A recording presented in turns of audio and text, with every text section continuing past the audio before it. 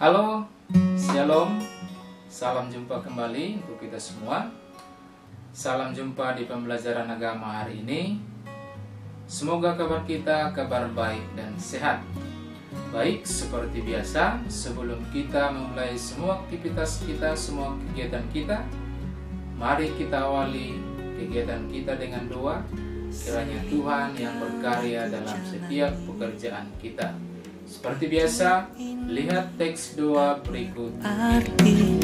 Aku berjalan sendiri tanpa harapan yang pasti, namun tanpa ku sadari tanganmu yang penuh kasih selalu ada menjagai diriku setiap hari.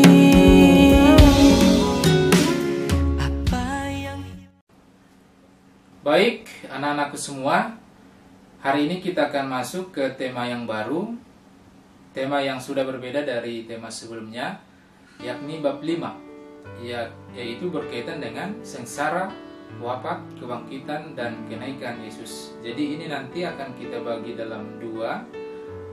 Yang pertama adalah sengsara dan wafat Yesus, kemudian nanti berikutnya atau yang kedua adalah kebangkitan dan kenaikan Yesus ke surga. Maka kita lihat satu persatu tema ini. Tentu nanti tema ini juga sangat dekat dengan situasi liturgi gereja Katolik yang sebentar lagi akan sampai pada masa Prapaskah yang senantiasa mengenang masa sengsara Yesus Kristus. Maka kita lihat satu persatu. Yang pertama adalah sengsara dan wafat Yesus. Lihat di samping ini. Kita lihat dari kisah dan maknanya. Yang pertama adalah memahami kisah sengsara Yesus dan maknanya. Kita lihat dalam konteks sosial. Ya, jadi konteks perayaan Paskah. Paskah Yahudi adalah perayaan untuk memperingati peristiwa pembebasan bangsa Israel dari perbudakan bangsa Mesir. Jadi sebenarnya Paskah itu bukan hanya diperingati oleh agama Kristen atau yang mengikuti Kristus, tapi sebelum agama Kristen ada, yakni agama Yahudi itu sendiri sudah merayakan Paskah. Menjelang perayaan Paskah atau Paskah Yahudi tadi, disitulah Yesus ditangkap dan diadili. Jadi nanti kalau kita baca cerita itu, termasuk nanti misalnya peristiwa penyaliban itu terjadi sebelum Paskah atau menjelang Paskah itu sendiri. Maka dalam konteks ini bangsa Yahudi sedang mempersiapkan diri untuk menyambut perayaan Paskah itu sendiri. Kemudian kita lihat dari pemberontakan terhadap pemerintah Roma. Jadi Yesus dan para pengikutnya dituduh sebagai kelompok yang akan melakukan pemberontakan terhadap Romawi. Jadi di sini nanti kita juga harus mengerti bahwa bangsa Yahudi itu adalah jajahan bangsa Romawi. Jadi kelompok Yesus juga adalah kelompok yang termasuk jajahan Romawi. Jadi nanti di sini mereka dituduh supaya kelompok atau Yesus dan kelompoknya tidak, dalam tanda petik, tidak mengganggu sebangsanya. Jadi nanti ada beberapa hal yang tidak diinginkan oleh bangsa Yahudi yang dilakukan oleh Yesus dan kelompoknya. Kemudian kita lihat munculnya Mesias palsu. Iya, jadi pada zaman Yesus itu banyak Mesias atau banyak orang yang mengaku Mesias, mengaku diri sebagai utusan Allah, dan satu persatu tentu nanti menjadi diuji oleh bangsa Yahudi sendiri. Apakah ini Mesias yang asli atau Mesias yang palsu? Tetapi bangsa Yahudi sendiri merasa khawatir akan akibat dari kebenaran yang diwartakan Yesus sebagai nabi yang asli. Bangsa Yahudi sendiri tidak menerima apa yang menjadi pewartaan dari Yesus itu, yang sudah menjadi Mesias yang sebenarnya. Maka karena tidak sesuai dengan harapan bangsa Yahudi, dan menurut mereka bahwa Yesus itu adalah salah satu yang bisa menjadi momok yang mengganggu, termasuk nanti kepada para pemuka agama. Maka dengan segala cara mereka merencanakan dengan segala cara tadi untuk menangkap Yesus dan juga nanti menyerahkan Yesus untuk dihukum mati. Kemudian kita lihat berikutnya, yang kedua adalah yang berperan dalam peristiwa pengadilan dan penyaliban Yesus. Kita lihat satu persatu. Jadi yang pertama adalah yang sangat terlibat itulah para pemuka agama Yahudi. Mereka adalah para imam dan ahli Taurat. Beberapa tindakan Yesus yang dianggap melanggar aturan agama Yahudi, ini nanti boleh kita baca dalam kitab suci, atau kita lihat nanti cerita-cerita berkaitan dengan apa yang dilakukan Yesus itu. Banyak khotbahnya, banyak kata-kata Yesus itu senantiasa atau hampir seluruh kata-kata itu nanti banyak menyindir ahli-ahli Taurat dan para pemuka agama. Karena memang banyak hal yang dilihat Yesus, mereka melakukan segala sesuatu itu bukan untuk kebaikan bersama. Maka kita lihat yang melanggar atau yang dianggap melanggar aturan agama Yahudi, yang pertama adalah Yesus bergaul dengan orang-orang yang dianggap najis. Jadi menurut bangsa Yahudi sendiri, kalau seorang Mesias datang yang mereka anggap adalah seorang yang kudus, maka tidak pantaslah kalau Mesias itu bergaul dengan orang-orang najis. Orang najis ini nanti seperti perempuan pelacur, pemungut cukai, dan yang lain-lain, para pendosa dan yang lain-lain. Ini nanti salah satu yang membuat mereka tidak yakin bahwa Yesus itu adalah seorang Mesias. Kemudian Yesus dianggap melanggar hukum Taurat. Banyak nanti Yesus sebenarnya bukan meniadakan hukum Taurat, tapi dia menggenapinya dengan memperbaikinya. Dalam arti banyak hal yang tertulis dalam hukum Taurat itu dibuat menjadi alat untuk memeras orang-orang miskin. Kemudian Yesus dianggap melanggar adat saleh. Jadi adat tentu yang berkaitan dengan adat bangsa Yahudi. Kemudian Yesus dianggap mencampuri urusan para pemuka agama. Jadi salah satunya nanti cerita yang sangat boleh kita katakan mengena kepada bangsa Yahudi itu ketika dia datang ke bait Allah dan menunggang balikkan atau menghampurkan semua para pedagang yang berdagang di bait Allah itu. Ini nanti dilihat bahwa Yesus mencampuri urusan para pemuka agama. Kemudian berikutnya adalah para pejabat pemerintah yang berkuasa. Ini tadi yang kita sebutkan itu. Pemerintah penjajah Romawi terlibat dalam peristiwa sengsara dan wafat Yesus. Dan orang yang menyalibkan atau yang memberikan kuasa untuk menyalibkan Yesus itu adalah disebut sebagai tangan kanan dari bangsa Romawi, yaitu Pontius Pilatus. Jadi sebenarnya bangsa katakanlah Romawi itu sendiri tidak melihat melalui Pilatus nanti, tidak melihat apa yang salah yang dilakukan oleh Yesus. Tetapi karena tuntutan bangsa Yahudi sendiri, maka Pontius Pilatus atau pemerintah yang ada berkuasa pada saat itu akhirnya menyerahkan kepada bangsa Yahudi apa yang akan mereka perbuat. Kemudian berikutnya kita lihat yang ketiga, kisah sengsara dan wafat Yesus itu. Yesus ditangkap di Taman Getsemani.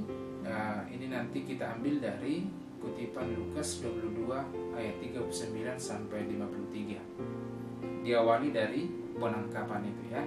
Diawali dari penangkapan.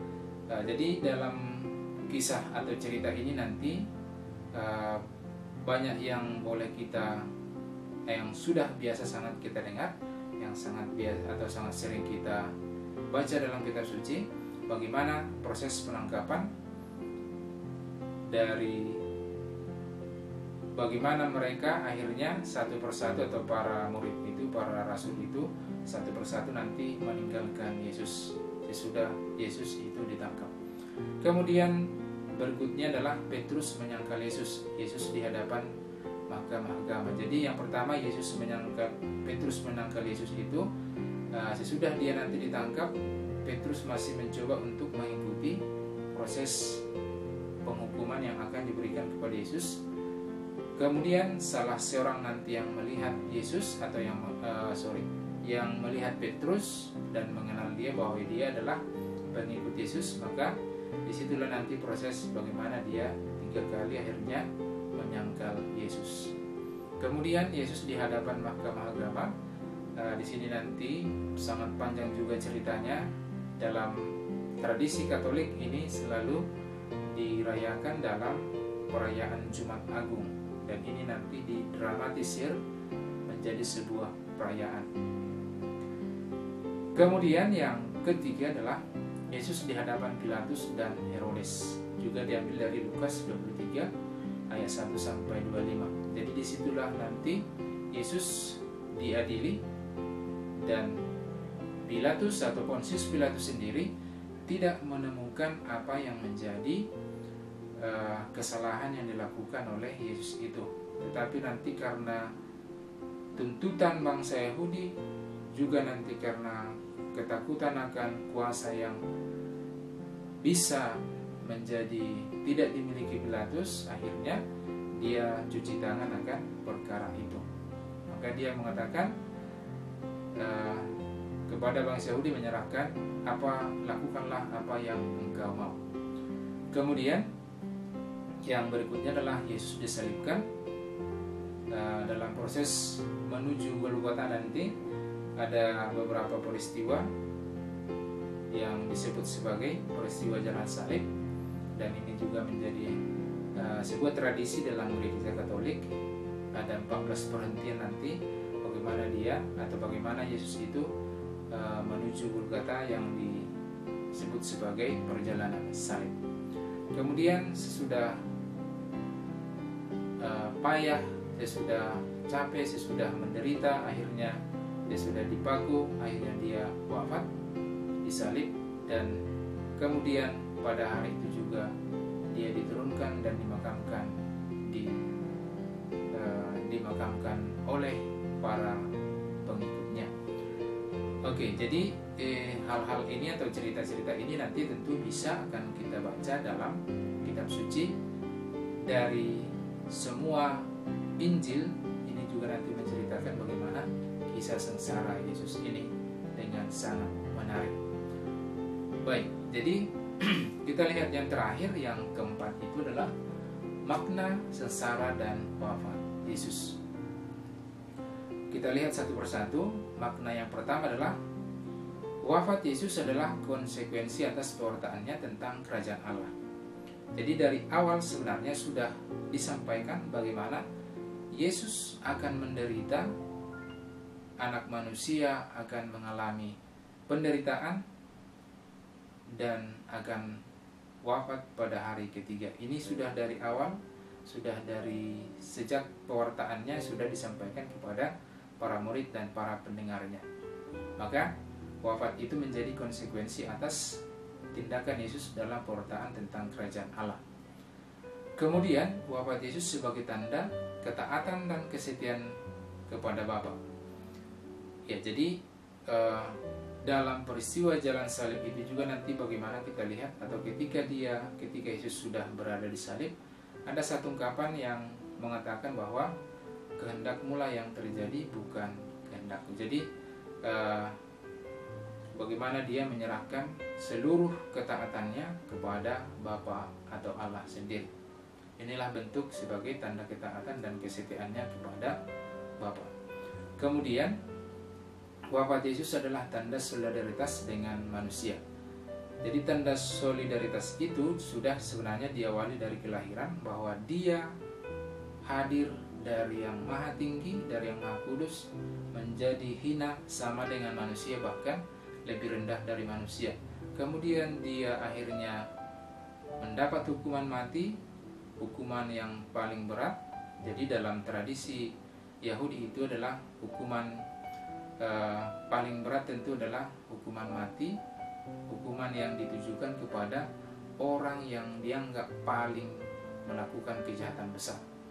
Jadi Yesus sendiri sebenarnya tidak melakukan kejahatan besar itu, tapi dia akhirnya menerima kematian lewat penyaliban itu. Maka dia sendiri menyerahkan dirinya sebagai bentuk solidaritasnya kepada manusia. Kemudian wafat Yesus sebagai bukti bahwa Allah mengasihi manusia.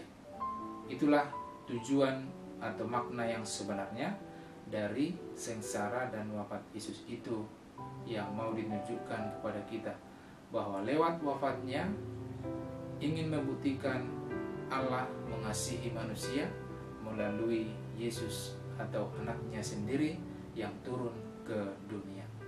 Maka ini yang bisa kita lihat dari sengsara dan wafat Yesus, yang tentu nanti menjadi sebuah perayaan peringatan besar dalam agama Kristen, baik Katolik maupun Protestan. Baik, jadi kita harapkan dari sini banyak makna yang boleh kita dapatkan, terutama berkaitan dengan sikap mengorbankan diri, sikap memberi diri, sikap kesetiaan dan ketaatan kepada iman kita, dan tentu yang paling diharapkan dari seluruhnya adalah pengorbanan diri untuk sesama dan Tuhan yang kita imani. Maka demikian untuk pertemuan hari ini.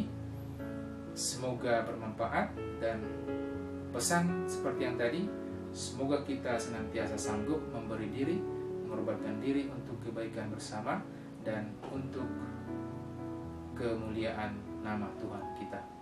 Sekian dan terima kasih. Shalom.